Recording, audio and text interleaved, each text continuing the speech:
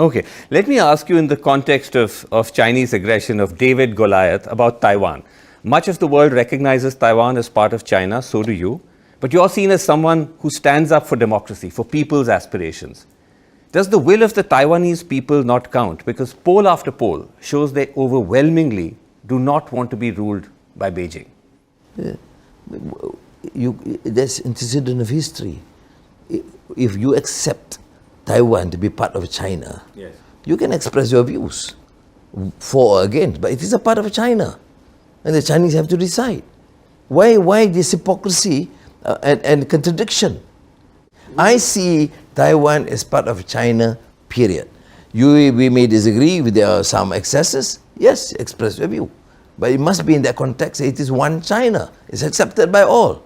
You don't see the complexity there with Taiwan. You're someone who's very, very much a committed Democrat. Yes. When you see a population there, a small island of people who do not want, largely at least, to be governed by an authoritarian state, they prefer their democratic setup.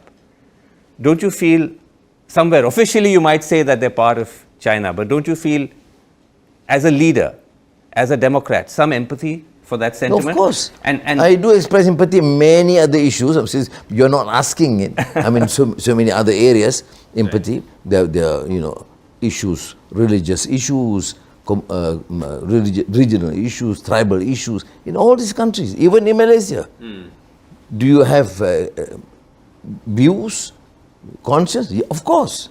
But what you're suggesting is a way, a complicity or even condoning an attempt to break up a legitimate independent country. And I don't accept that. The only reason why these things crop up is because of antecedent history of a colonial past. And I am not in any way condoning colonialism. No, it's not just a colonial framework, is it, Prime Minister? Because the Chinese themselves talk of reunification. If they are indeed one entity, then you wouldn't need to reunify. But if, as the Chinese have said... Because the Seventh Fleet, my dear. Okay. That's why they talk about reunification. Okay, you're bringing in the American angle. But China has said that if peaceful reunification doesn't work, they reserve the right to use force. If it comes to that, would you condemn that? I always take it as a Malaysian example. If one province decide to break away, do we use force? I think I will protect the sanctity and unity of the nation. So you would use force? Yes. Because otherwise, to be fragmented, what are you suggesting? I mean, to me... I'm not suggesting anything. I'm just asking questions, which is my job as a journalist. Yeah. There are, as you know, there have been movements for independence. But to me, when it comes to China, it's always this, I should say, not ambivalence. Ambivalence is a light word. Okay. But it's hypocrisy. Because you don't talk about, many countries in Europe breaking up, or within the United States, or within Africa, or even within other regions. But all you of that focus only on China. Okay, let me come back to the original question about middle powers acting as a check against big powers. Is there a lesson from the Iran war on how a smaller power, this is a country that has been sanctioned for decades, globally isolated, has been able to successfully hold off a major superpower? Are there lessons there, you think? Yeah, I mean, the grit and determination and discipline and resilience, that's innumerable, of course. Although you ask me, then my choice would be to engage with my neighbors. You think that Iran doesn't do a good enough job of that? Well, it is again, historical circumstances is a bit different. And again, because the US has been too involved.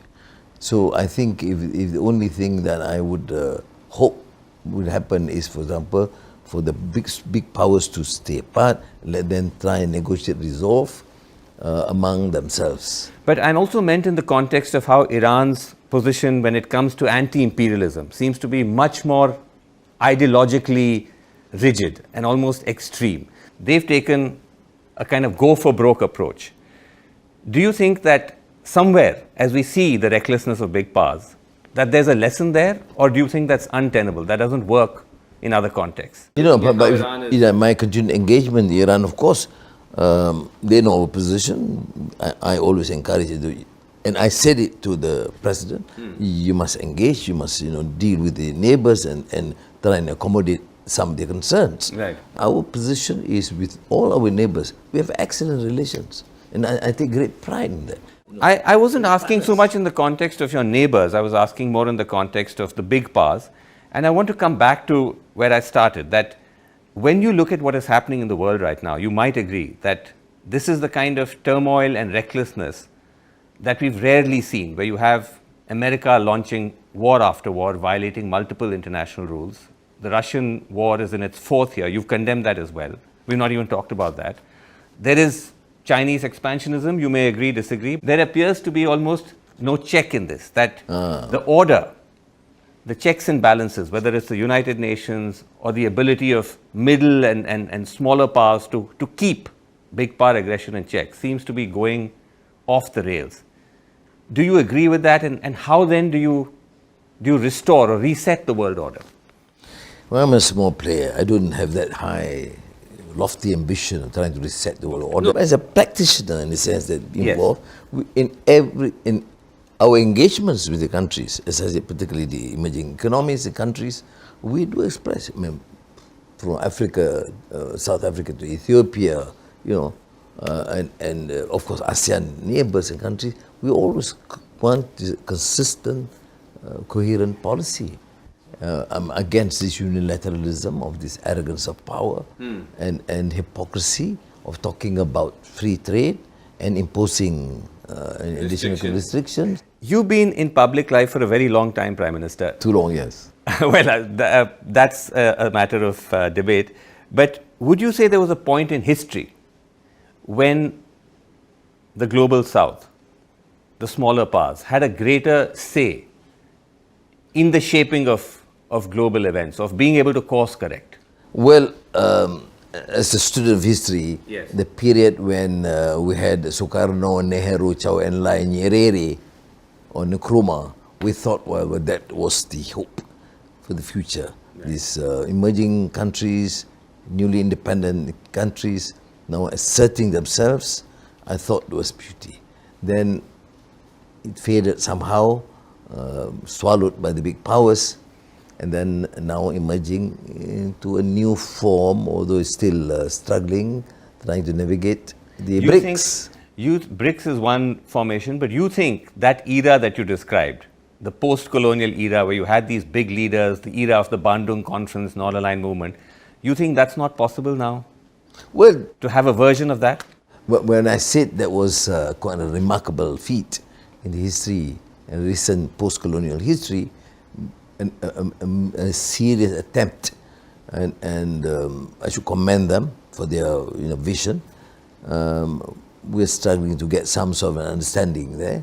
And more countries are coming up, and I mentioned a few countries just now, yes, that share the same aspirations. I think we should continue.